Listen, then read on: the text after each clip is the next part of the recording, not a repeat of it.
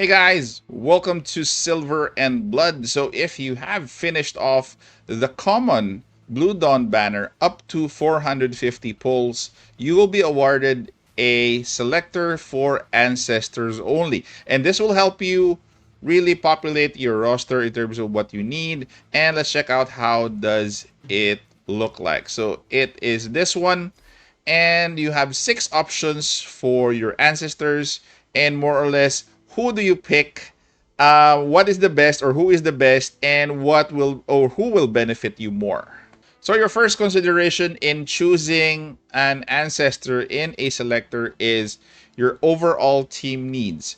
What is a character type that you need most? Let's throw out the the how strong these ancestors are. All of them are strong. First, address what your needs are, what position you're weakest at.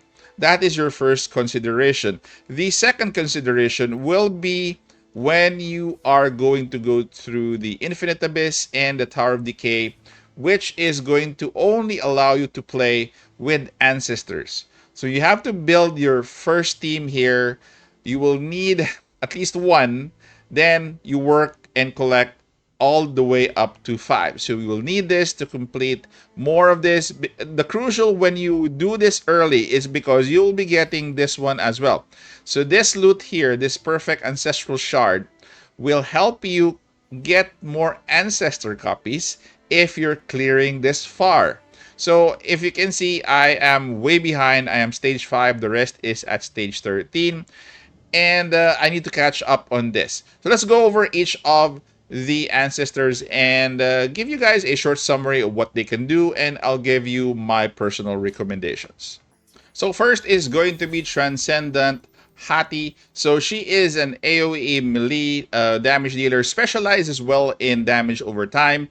She is probably going to be your first or second best option in a category of AoE damage for melee. So let's go back and see who or which character is kind of in line with her in terms of abilities, in terms of capabilities, not abilities. Darsh's is, can go toe in toe in terms of the role with Hati. So again, it's if you don't have Darshas, definitely you should go with Hati, because a good AoE melee sometimes is needed in clearing some of the stages that we have. Next is going to be Transcendent Amy. So Amy is a defender, a magic damage decreaser in terms of herself. She decreases magic damage that she takes. She does just have stun, crowd control as well. I think she's one of the best defenders that we have in this game. She could be your primary defender if you don't have Bella in place. So let's take a look at some of the defenders in your options that you could choose. Top two in mind would be Bella and Transcendent Amy. Either of them could go 1 or 2. So if you have Bella, definitely get the Transcendent Amy, because there are stages that you would need 2 defenders. So for Transcendent Noah, so Noah is a very good range AoE, and he does have some summons within his kit. So Noah is kind of again 1 or 2 at the top in terms of range AoE.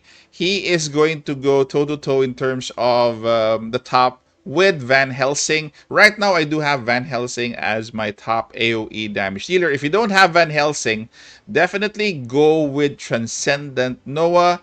So for Limini, so Limini is a range AoE, creates Blood Servants as well, has synergy with them in terms of lifesteal, and in terms of the category for mid-range AoE, I think she is one of the 2 best.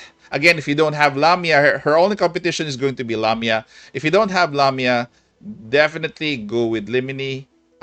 Because again, AoE damage and clearing mobs is actually crucial.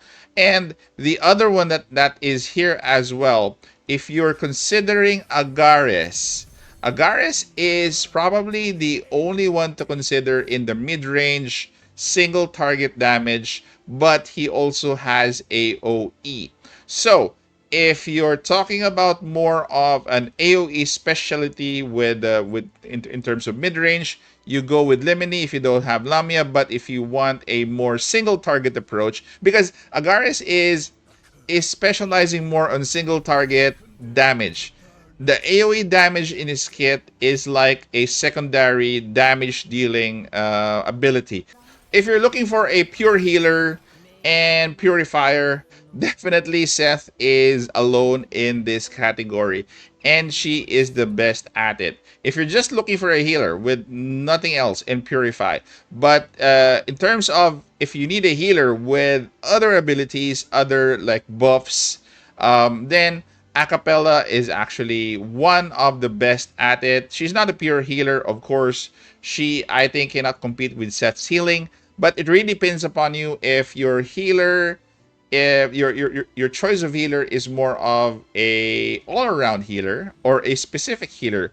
So as far as the ancestors is concerned, more or less, if I were to choose, I would choose between the most unique character that doesn't have really a kind of a duplication in terms of role. Number one, I would choose Agares because of the single target mid range ability that he has. I think he is helpful in, small bosses, big bosses.